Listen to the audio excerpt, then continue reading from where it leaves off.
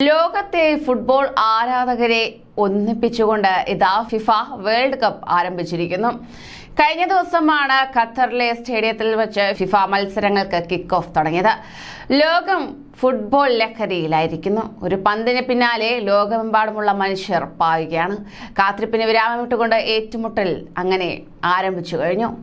ലോകകപ്പ് തുടങ്ങുന്നതിന് മുമ്പ് തന്നെ മലയാളികൾ ആഘോഷം തുടങ്ങിയിരുന്നത് പല വാർത്തകളിലൂടെയും നാം കണ്ടതാണ്.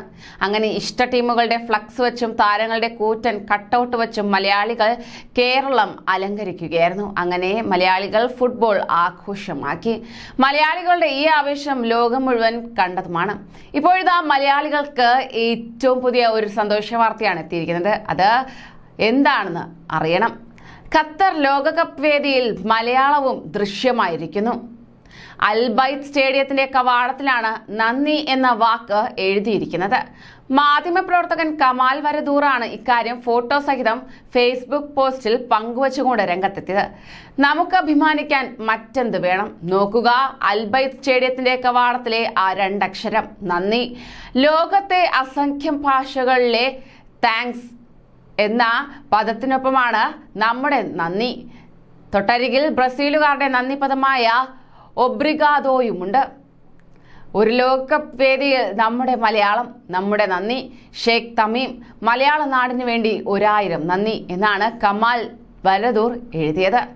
അതേസമയം ദോഹയിലെ അൽബൈത്ത് സ്റ്റേഡിയത്തിലാണ് ഉദ്ഘാടന ചടങ്ങുകൾ നടന്നത്. ഉദ്ഘാടന മത്സരത്തിൽ ആതിഥേയരായ ഖത്തറും ലാറ്റിൻ അമേരിക്കൻ ശക്തികളായ ഇക്വഡോറും ഏറ്റുമുട്ടി. മുൻ ലോകകപ്പുകളുടെ ചിഹ്നങ്ങളുടെ ഓർമ്മ പുതുക്കലും ലഈബ് എന്ന ഖത്തർ ലോകകപ്പ് ഭാഗ്യചിഹ്നത്തിന്റെ പ്രദർശനവും ചടങ്ങിൽ നടന്നു. ഉദ്ഘാടന മത്സരത്തിൽ തന്നെ ആതിഥേയരായ ഖത്തർ ലാറ്റിൻ അമേരിക്കൻ ശക്തികളായ ഇക്വഡോറിനോട് തോൽക്കുകയാണ് ചെയ്തത്. അതേസമയം ഉദ്ഘാടന വേളയിലെ പ്രധാന ആകർഷണം ഹോളിവുഡ് നടൻ മോർഗൻ ഫ്രീമൻ ആയിരുന്നു. ദി കോളിംഗ് എന്ന ഓപ്പണിംഗ് സെറമണിയിൽ ലോകകപ്പിനെത്തിയ എല്ലാവർക്കും മുമ്പിൽ ഫ്രീമാൻ സംസാരിച്ചു. മോർഗൻ ഫ്രീമാനൊപ്പം ലോകകപ്പിന്റെ അംബാസിഡറായ ഖാനിം അൽ മുഫ്തയും പരിപാടിയുടെ ശ്രദ്ധാകേന്ദ്രമായി മാറി. പ്രശസ്ത ദക്ഷിണ കൊറിയൻ ബ്രാൻഡായ BTSലെ അംഗമായ ജങ്കുക്കും ഉദ്ഘാടനത്തിനുണ്ടായിരുന്നു. ജങ്കുക്കിന്റെ ഡ്രീമേഴ്സ് എന്ന് പേരിട്ട മ്യൂസിക് വീഡിയോ ഞായറാഴ്ച രാവിലെ പുറത്തിറങ്ങിയിരുന്നു. അതിന്റെ ലൈവ് അവതരണം അൽബൈത്ത് സ്റ്റേഡിയത്തിൽ നടന്നു.